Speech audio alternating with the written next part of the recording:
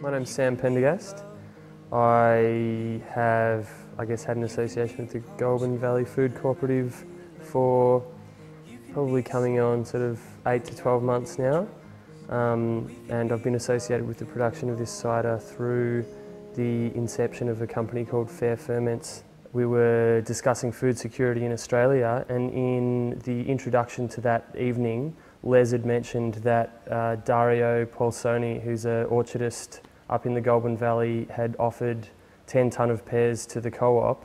According to Dario, they were going to be used for, animal feed or even worse, just be chucked out on the paddock. So at that Q&A night, I made a suggestion that possibly we could do something more with them. I'm from a brewing background, brewing and distilling.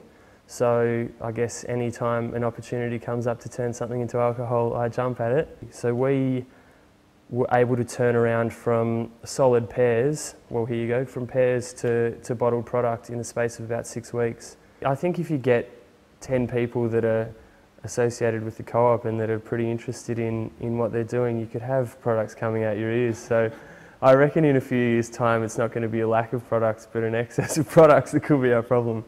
What we've gone for is not your traditional cider that you might get from like a big chain store or a big syndicated pub. We've gone for something that I guess has a little bit more structure to it and probably appeals to somebody that is looking for a refreshing drink as opposed to a punch in the face with a sack full of sugar. Who knows what's going to happen here, but quietly confident. And then when this colour came out of the bottle, man, it's a bit pink. Well, we weren't expecting it at all, but after having a taste, it was spot on. Nathan and I had no idea, and then I got on the phone to Dario and said, "Oh, look, mate, surprisingly enough, it's come out pink." And obviously he knows all about his pears, so he was telling us that, yeah, with packing pears, that can often happen. So it's a surprise, but I think it's a positive surprise. I'm really happy with it. Anything at all when the morning comes.